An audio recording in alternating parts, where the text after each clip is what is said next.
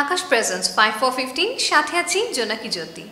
শ্রীলঙ্কায় নিজেদের মধ্যে দুদিনের প্রস্তুতি ম্যাচ শেষ করেছে টাইগাররা।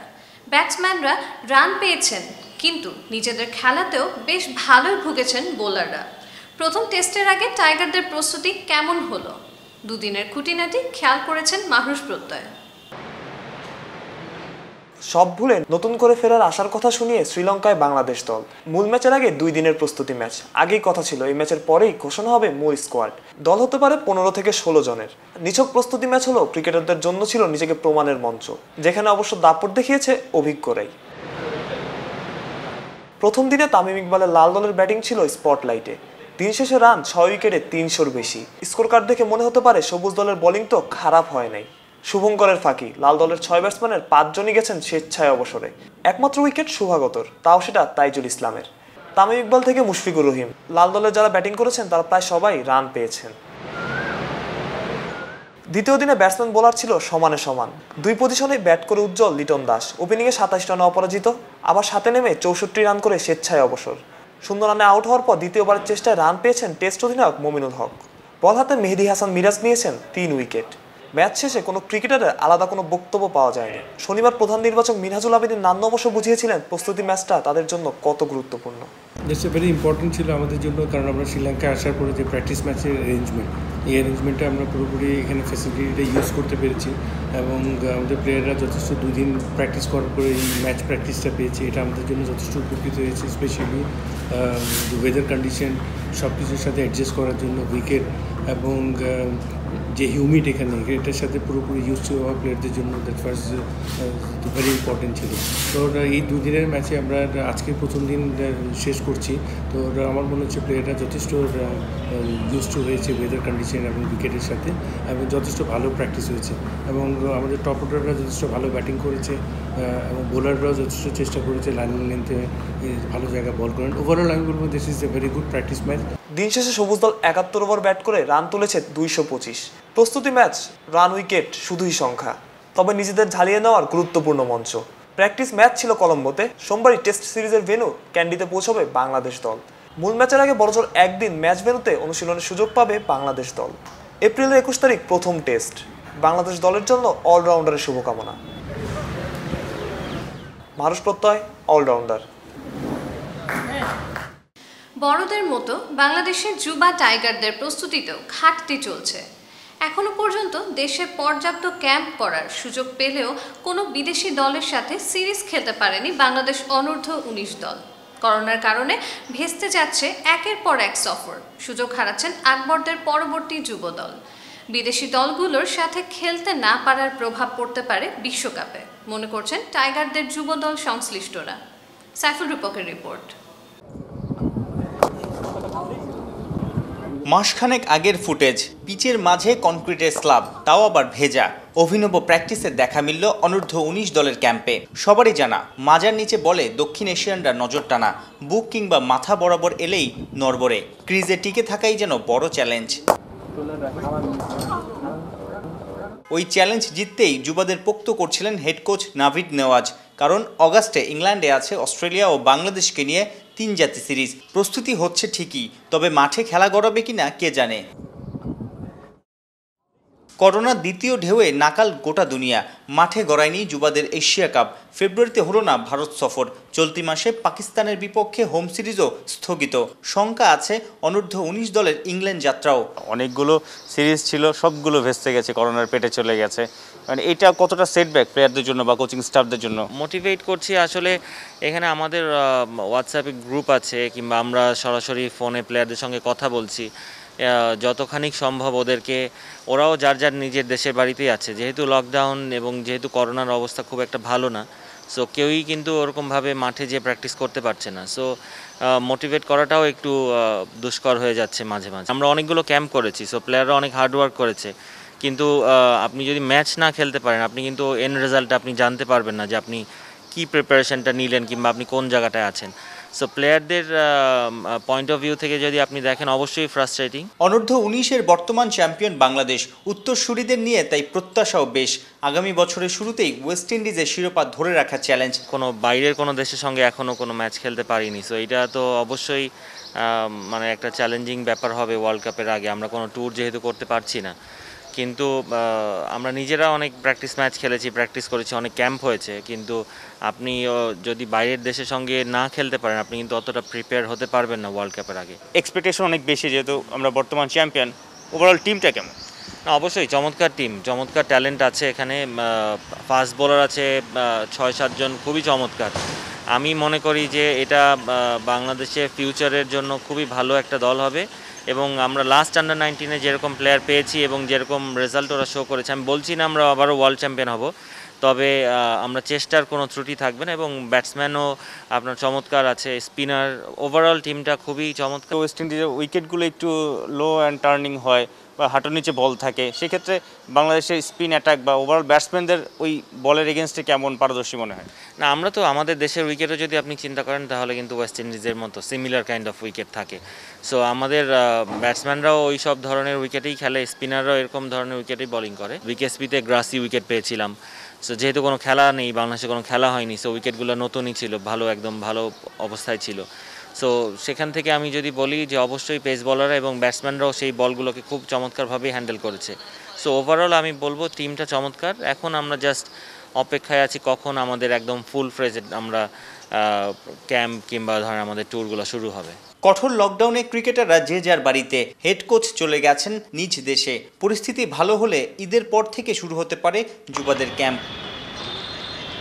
সাইফুর রূপক, অলরাউন্ডার। গরু ছাগল যেন ঘাস খাবার না পায় তার জন্য দেয় বেড়া। আর মুই মানছি হয়ে আসং এই ছিটমলের বেড়ার ভেতর।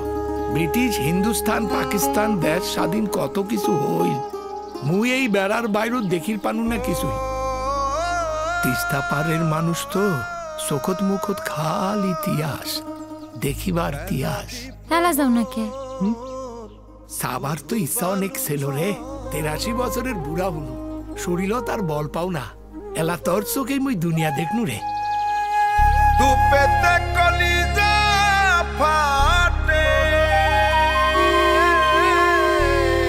স্বাধীনতার 50 বছর পূর্তিতে দেখার ইতিহাস মেটাতে দেশের মূল ভূখণ্ডের বাইরে থাকা দহগ্রামবাসীদের আকাশ সংযোগের মাধ্যমে টিভি দেখার সুযোগ করে দিয়েছি আমরা।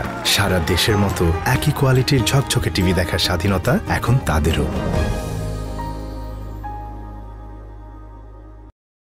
লকডাউনের এই সময়ে খুব সহজে ঘরে বসে শপিং করতে চাইলে আপনার সেরা পছন্দ হতে পারে ই-ভ্যালি। অনলাইন শপিংয়ে সবার আগে ই-ভ্যালি। আপনিও কেনাকাটায় আস্থা রাখুন ই-ভ্যালিতে। সুখের ঘরে দুঃখের আগুন কথাটা বাংলাদেশের মানুষের জীবনের বিভিন্ন পর্যায়ে খাপে খাপ মিলে যায়। ক্রিকেটই বা বাদ যাবে কেন? এই যেমন একসময় বাঁহাতি স্পিনারদের স্বর্গরাজ্য বাংলাদেশ এখন ভুগছে বাঁহাতি স্পিনারের সংকটে। সাকিব আর তাইজুলকে বাদ দিলে আর কে কে বিশ্বমানের স্পিনার আছেন খুঁজেও বের করতে পারবেন না। অথচ বিশ্ব ক্রিকেটে বাঁহাতি স্পিনে সবচেয়ে বেশি উইকেট নেয়ার কৃতিত্ব টাইগারদেরই। অনেক জাবেরের রিপোর্ট। অস্ট্রেলিয়া, ইংল্যান্ডে পেস বোলাররা দাপট দেখান। বাংলাদেশে সেই দাপটটা স্পিনারদের। বাংলাদেশের রক্তের সাথে মিশে আছে স্পিন বোলিং, আর স্পিন বোলার মানেই তো বাঁহাতি স্পিনার। দেশের প্রথম বাঁহাতি স্পিনার এনামুল হক মনি।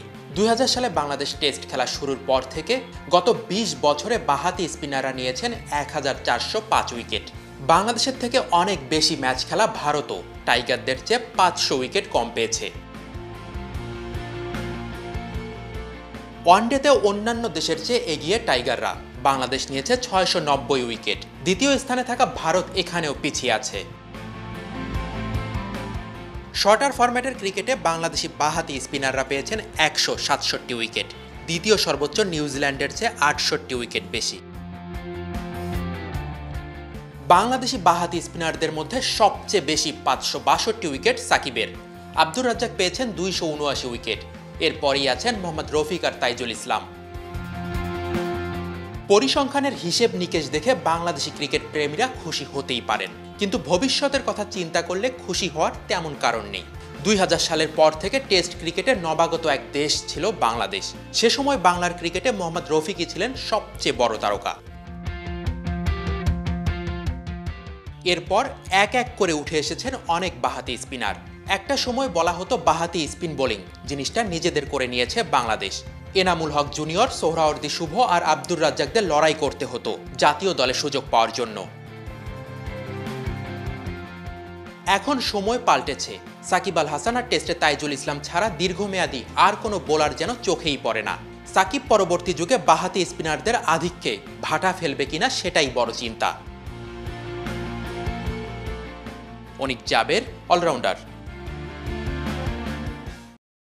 ফিনিক্স পাখির গল্প বাস্তবকেই যেন বেশি ছুঁয়ে যায়। নইলে ফিনিক্সের দায়ে অভিযুক্ত ক্রিকেটার কিভাবে 45 বছর বয়সে উইজডেনে নাম তোলেন? এ তো কল্পনার চাইতেও বেশি কিছু, যার কারণে আলোচনা। তিনি ড্যারেন স্টিভেন্স। বাংলাদেশেও খেলে গেছেন বিপিএলে। সেই স্টিভেন্স এখন উইজডেনের সম্মানিতদের একজন। মাহরুজ প্রত্যয় রিপোর্ট। কোনো একটা বইয়ে জার্মান ফুটবলার লুথার ম্যাথিউসের ছবির নিচে লেখা ছিল, the face of 35 years of tension in football. ম্যাথিউসের মতো পরিচিত কেউ নন, বিশ্বজোড়া নন্দিত নন, তবে ড্যারেন স্টিভেনের ক্রিকেট ক্যারিয়ার আপনাকে অনুপ্রাণিত করবে, বিস্ময়ের কারণ হবে, এতটুকু প্রায় নিশ্চিত। বয়স প্রায় 45, কদিন আগেই করেছেন কাউন্টিতে সেঞ্চুরি। যে বয়সে পৌঁছানোর অনেক আগেই মানুষ ব্যাট প্যাট তুলে রাখে, সেই বয়সে জিতলেন উইজডেন ক্রিকেটার অব দ্য ইয়ারের পুরস্কার। মজার ব্যাপার হচ্ছে, ব্রাজিলিয়ান রোনালদোর চেয়ে বয়সে বড় Steven Wisden cricketer of the ইয়ারের পুরস্কার জিতেছেন রোনালদোর প্রথম বিশ্বকাপ জয়ের 27 বছর পর। অথচ বিপিএলের ফিক্সিং কেলেঙ্কারিতে শেষই হয়ে যেতে পারত ড্যারেন স্টিভেনের ক্রিকেট ক্যারিয়ার। মোহাম্মদ আশরাফুল এবং অন্যান্যদের সাথে সন্দেহভাজন হিসেবে আকসুর জেরার মুখে পড়েছিলেন স্টিভেন। তবে পরবর্তীতে নির্দোষ প্রমাণিত হন। সেই অভিজ্ঞতার কথা গণমাধ্যমের সামনে খোলাসা করেছিলেন তিনি নিজেই। যখন আইসিসি তদন্ত শুরু করলো, তখন সব ক্রিকেটারের কাছেই তারা গিয়েছিল। সবাই বলেছে স্টিভেন সব জানে, ওকে ক্যাপ্টেন হতে বলা হয়েছিল। 2012 সালের বিপিএলে স্টিভেন খেলেছিলেন 12 ম্যাচ। শুনানির পর স্টিভেন সহ আরও 5 ক্রিকেটার নির্দোষ প্রমাণিত হন। একই ঘটনায় বিভিন্ন মেয়াদে নিষিদ্ধ হয়েছিলেন মোহাম্মদ আশরাফুল, নিউজিল্যান্ডের ভিনসেন্ট এবং শ্রীলঙ্কার লুকরাচি। শরীরে লাগা ফিক্সিংয়ের দাগ মুছে উঠে আসা, তারপরেও ক্রিকেট চালিয়ে যাওয়া, বয়স 45-এ এসে সেঞ্চুরি করা, কেন্টের এই ক্রিকেটার কোনো সন্দেহ ছাড়াই প্রশংসার দাবিদার। পুরস্কারও পেয়েছেন হাতে নাতে, উইজডেন থেকে করা হয়েছে সম্মানিত। WG গ্রেস তো 50-এর পরেও ক্রিকেট খেলেছেন। স্টিভেন কবে থামবেন সৃষ্টিকর্তা ছাড়া কেই বা জানে। মাহরুজ প্রত্যয়, অলরাউন্ডার। দুই ভাইয়ের একসাথে খেলার গল্প ক্রিকেটে বহু পুরনো সময় থেকে। অনেকগুলো উদাহরণও আছে, তবে বাবা ছেলের একসাথে খেলার ঘটনা হাতে গোনা। যেমন ছেলে ত্যাগ নারায়ণ চান্দারপলের সাথে খেলেছেন বাবা শিব নারায়ণ চান্দারপল। আবার বাবা এবং ছেলে দুজনের বিপক্ষেই খেলেছেন এমন ক্রিকেটারও অল্প কয়েকজন। এবারের IPL এমনই এক ঘটনার সাক্ষী হয়েছে। বাকিটা জানাচ্ছেন অনিক জাবের।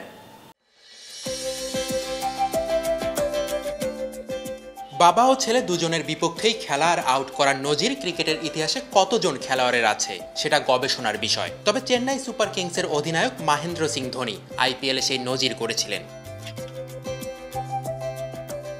20 বছর আগে রঞ্জি ট্রফির ম্যাচে পরাগ দাসকে স্ট্যাম্পিং করে আউটের পর IPL-এ এসে পরাগের ছেলে রিয়ান পরাগেরও ক্যাচ লুফে নিয়েছিলেন ক্যাপ্টেন কুল। রিয়ানের সঙ্গে যখন ধোনির প্রথম দেখা হয়েছিল, তখন রিয়ানের বয়স ছিল মাত্র 3 বছর। IPL-এ এই ক্রিকেটারের অভিষেক ম্যাচেই তার ক্যাচ লুফে নেন ধোনি। ইন্ডিয়ান প্রিমিয়ার লিগের এবারের আসরে রাজস্থান রয়্যালসের হয়ে খেলেছেন উঠতি এই তারকা। মৌসুমের প্রথম ম্যাচে পাঞ্জাবের বিপক্ষে দুর্দান্ত শতক হাঁকিয়ে ম্যাচের সব আলো কেড়ে নিয়েছিলেন অধিনায়ক সঞ্জু স্যামসন। ওই ম্যাচে 6 নম্বরে ব্যাট করতে নেমে 25 রানের ছোট্ট ইনিংস খেলেও নজর কেড়েছেন রিয়ান পরাগ। ব্যতিক্রমী বোলিং অ্যাকশনের কারণে তাকে নিয়ে আলোচনা সমালোচনাও হয় বেশ।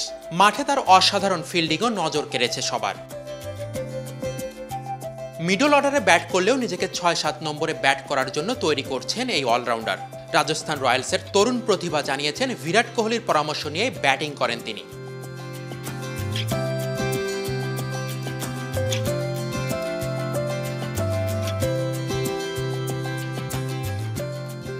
রিয়ানের বয়স মাত্র 19, ক্যারিয়ার এখনও অনেক লম্বা। জাতীয় দলে খেলার সুযোগ হয়নি বাবার। ছেলের সামনে আছে সেই সুযোগ, দরকার শুধু ধারাবাহিকভাবে পারফর্ম করা। অনিক জাবের, অলরাউন্ডার। আকাশ প্রেজেন্স 5/4/15 আজকের মতো এ পর্যন্তই। ঝকঝকে টিভি দেখতে ব্যবহার করুন আকাশের সংযোগ। বিস্তারিত জানতে ও আকাশ সংযোগ কিনতে এখনই ভিজিট করুন www.akashdth.com। অলরাউন্ডারের সাথেই থাকুন, হয়ে উঠুন অলরাউন্ডার।